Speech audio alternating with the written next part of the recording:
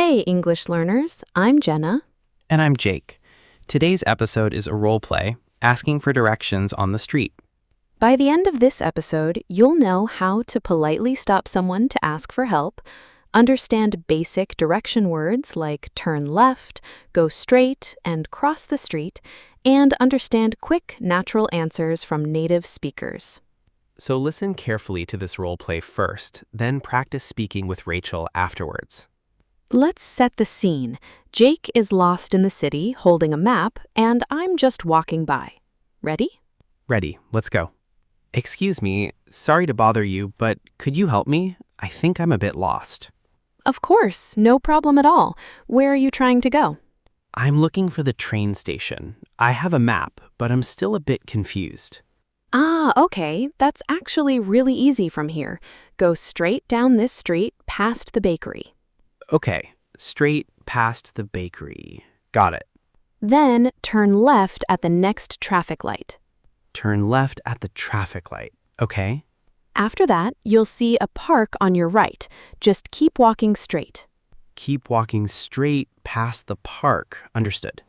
Then cross the street at the crossing, and the train station is right there on the corner. So straight left at the lights, past the park, then cross the street. Exactly. You've got it. It should only take about 10 minutes to walk there. That's really helpful. Thank you so much. Sorry, one more question. Is there a coffee shop near the station too? I could really use a coffee. Actually, yes. There's one right next to the station entrance. You can't miss it. Perfect. Thank you so much for your help. No problem at all. Good luck finding it. Cut. That's the scene. Okay, Jenna, let's break that down a little. Sure. So one thing I noticed, you started with, "Excuse me, sorry to bother you," before asking for help. Right. That felt like the most natural, polite way to stop a stranger on the street. Exactly. And I gave you directions using some really common words. Go straight, turn left, cross the street. Yes, those words came up so many times. They must be really essential for directions. Definitely.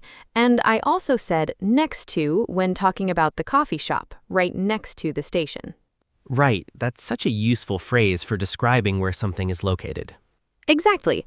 One thing I want to point out too, when native speakers give directions, we often speak quite fast and use short sentences. That's so true, honestly. I noticed you didn't say, you should turn left. You just said, turn left at the next traffic light. Right. It's direct, but still friendly. That's just natural, quick English. That's a really good tip because sometimes it's hard to understand directions when someone talks fast. Exactly. And that's why practicing this kind of conversation is so useful. All right, so quick recap. Excuse me, sorry to bother you, to ask politely. Go straight, turn left, cross the street for basic directions, and next to for locations. Perfect summary. All right, tell us in the comments, have you ever gotten lost somewhere and had to ask for directions? Okay, now let's move into speaking practice with Rachel.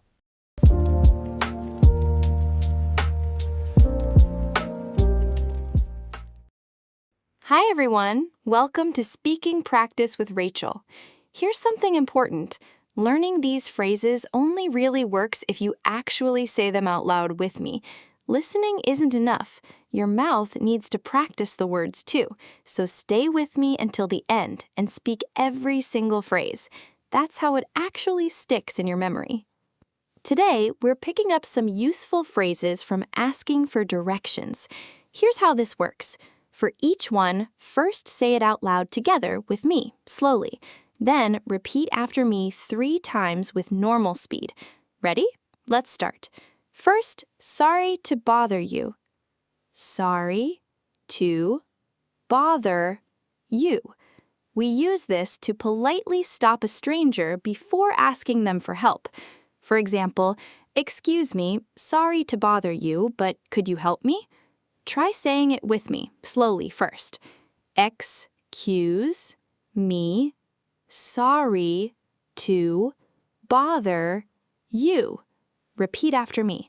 Excuse me, sorry to bother you. Again. Excuse me, sorry to bother you.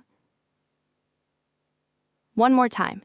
Excuse me, sorry to bother you. Next, go straight. Go straight. We use this to tell someone to continue walking forward without turning. For example, go straight down this street past the bakery. Try saying it with me, slowly first.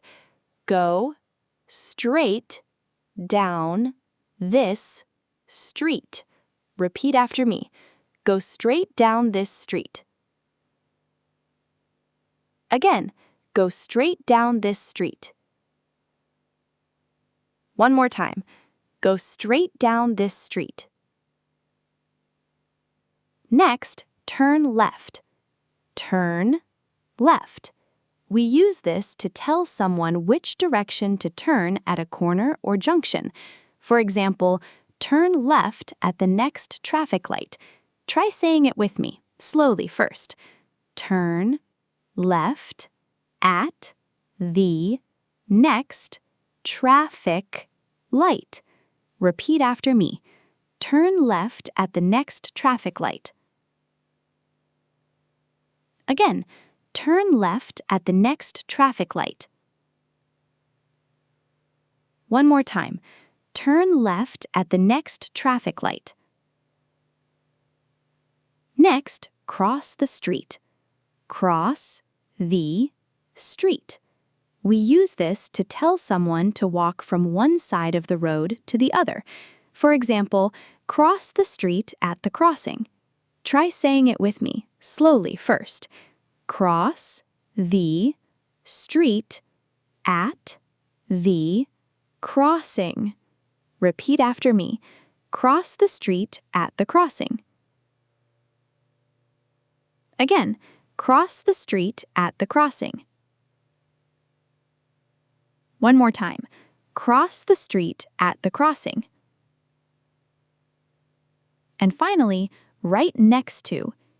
Right next to.